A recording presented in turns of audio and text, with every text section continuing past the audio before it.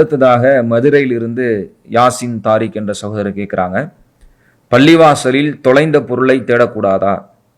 தேடக்கூடாது என்றால் அதற்கான காரணம் என்ன? மேலும் பள்ளிவாசலில் ஏதாவது ஒரு பொருளை கண்டெடுத்து நிர்வாகத்திலும் ஒப்படைத்தால் அதை கண்டெடுத்துள்ளோம், தொலைத்தவர்கள் பெற்றுக்கொள்ளுங்கள் என்று அறிவிப்பு செய்யலாமா அப்படிங்கிற கேள்வியை கேட்டிருக்கிறாங்க. இதை பொறுத்த வரைக்கும் பள்ளிவாசலில் தொலைந்துவிட்ட பொருளை குறித்து அறிவிப்பு செய்வது என்பதும், பிறரிடத்தில் அந்த பொருளை நீங்கள் எனக்கு தேடி கண்டுபிடிச்சு தரீங்களா என்று பிறரிடத்தில் பகிரங்கமாக கேட்பது என்பதும், பள்ளிவாசல்ல வந்து நின்று கேட்பது என்பதும் மார்க் அடிப்படையில் தடுக்கப்பட்டிருக்கு. அல்லாஹ்வுடைய தூதர் அவங்க சொல்லக்கூடிய செய்தியை பார்க்குறோம். முஸ்லிம்ல 79வது செய்தியாக பதிவு செய்யப்பட்டிருக்கிறது. மன் சமிஅ ரஜுலன் என்ஷுது லால்லத்தன் ஃபில் மஸ்ஜிதி, யார் ஒருவர் வந்து தொலைத்துவிட்ட ஒரு பொருளை வந்து பள்ளிவாசல்ல வந்து அதை சத்தமிட்டு அந்த பொருளை எனக்கு தேடித் தருபவர் யாரேனும் இருக்கிறீங்களா அப்படிங்கிற மாதிரி அவர் கேட்பார்னு சொன்னா, அதை செவியுறுபவர் சொல்லட்டும், அல்லாஹ் அவனுக்கு அதை திருப்பி தராமலே போகட்டும் அப்படின்னு சொல்லுங்க அப்படின்னு ரசூலுல்லாஹ் சொல்லிட்டு சொன்னாங்க. ஃபைன்னல் மசாஜித, ஏனென்றால் பள்ளிவாசல்கள் என்பது லம் துபுன லிஹாதா, இதற்காகவெல்லாம் கட்டப்படல. பள்ளிவாசலுங்கிறது இறைவனை வணங்குவதற்காக, இறைவனை திக்ரு செய்வதற்காக கட்டப்பட்டிருப்பது. நீங்க தொலைச்சிட்டு வந்த பொருளை வந்து நீங்க பள்ளிவாசல்ல அறிவிப்பு செஞ்சு எனக்காக நீங்க அதை யாராவது கண்டெடுத்து தருவீங்களா என்று அழைப்பதெல்லாம் கூடாது அப்படின்னு ரசூலுல்லாஹி ஸல்லல்லாஹு அலைஹி வஸல்லம் தடுக்கிறாங்க. பள்ளிவாசல்கள்ல நம்ம பேண வேண்டிய முறைகள் பலது ரசூலுல்லாஹ் நமக்கு சொல்லித் தர்றாங்க. உரத்த சத்தத்துல பேசக்கூடாது, குர்ஆன் ஓதுவதாக இருந்தாலும் கூட மற்றவர்களுக்கு இடையூறு தரும் விதமாக உரத்த சத்தத்துல நம்ம வந்து என்ன செய்யக்கூடாது, ஓதக்கூடாது, வீண் பேச்சுக்களில் ஈடுபடக்கூடாதுங்கன்னு ரசூலுல்லாஹ் பல விதிமுறைகளை நமக்கு சொல்லித் தராங்க. இது எல்லாமே எதை நமக்கு காட்டுகிறதுன்னு சொன்னால், பள்ளிவாசல் எதன் நோக்கத்திற்காக கட்டப்பட்டதோ அந்த நோக்கங்கள் அதை நிறைவேறுவதற்கு எந்த இடையூறும் நம்ம வழங்கிடக்கூடாது. பள்ளிவாசல்கள் இறைவனை நினைப்பதற்காக, இறைவனை தொழுவதற்காக, இறைவனை பிரார்த்திப்பவர்கள் வந்து இருக்கக்கூடிய இடமாக இருக்கும் பொழுது அங்கு அதற்கு மதிப்பளிக்கக்கூடிய வகையில் பிறருக்கு தொந்தரவு அளிக்கும் விதமாக நம்ம நடந்து கொள்ளக்கூடாதுங்கிறத பல கட்டங்கள் ரசூலுல்லாஹி ஸல்லல்லாஹு அலைஹி வஸல்லம் அவங்க நமக்கு வழிகாட்டுறாங்க.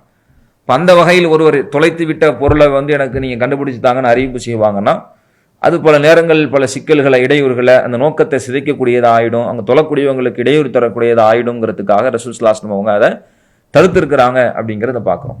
இப்போ இந்த தடையும் கூட எதற்குன்னு சொன்னால், யார் வேற எங்கேயோ போய் தொலைச்சிட்டு, பள்ளிவாசல் இல்லாமல் வேற எங்கேயோ போய் ஏதோ ஒரு விஷயத்தை தொலைச்சிட்டு, அதை பள்ளியில் தானே மக்கள் கூடுவாங்க, பள்ளியில் கூடியிருக்கிற மக்கள் யாராவது பார்த்துருக்க கூடும்ல, மக்கள் அதிகமாக இருப்பாங்க தானங்கிறதுக்காக பள்ளியில் வந்து என்ன செய்யக்கூடாது, அறிவிப்பு செய்யக்கூடாது, அறிவிப்பு செய்யுங்கன்னு சொல்லக்கூடாது.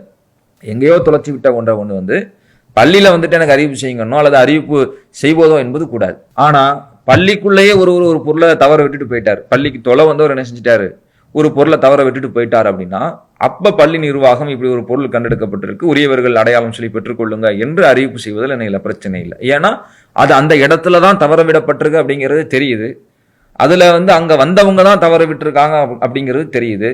அப்படிங்கும் பொழுது அங்கே அந்த பொருளை தவற விட்டவருக்கு நம்ம அதை கொண்டு போய் சேர்க்கணுங்கிறதுக்காக நம்ம பள்ளியிலேயே ஒரு பொருளை தவற விட்டுருப்பாருன்னு சொன்னால் அதை அங்கே நம்ம அறிவிப்பு செய்யறதுல இல்லை, மார்க் அடிப்படையில் தவறு கிடையாது.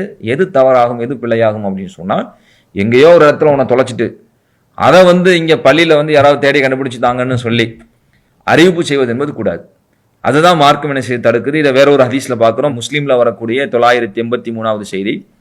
ஒரு நபி ஸல்லல்லாஹு அலைஹி வஸல்லம் அவங்க வந்து தொழுது முடிச்சுட்டு இருக்கும்போது ஒரு மனிதர் என்ன செய்கிறார், எழுந்து என்னுடைய சிவப்பு நிற ஒட்டகத்தை வந்து காணலை, இதை யார் வந்து கண்டுபிடிச்சி என்னை அதற்கு அழைச்சிட்டு போகிறாங்களோ, யாராவது அழைச்சிட்டு போகிறவங்க இருக்கிறீங்களா அப்படிங்கிறத என்ன செய்கிறாங்க, கேட்குறாங்க. அப்போ ரசூலுல்லாஹி ஸல்லல்லாஹு அலைஹி வஸல்லம் அவங்க உனக்கு அது கிடைக்காமலே போகட்டும் அப்படின்னு சொல்லிட்டு பள்ளிவாசல்கள் இதற்காக கட்டப்படவில்லை அப்படிங்கிற செய்தியை சொல்கிறாங்க.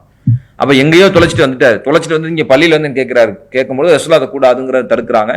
இப்போ பள்ளியில் ஒருவர் தவற விட்டதை அவர் அதை சொன்னாதான் தெரியும்.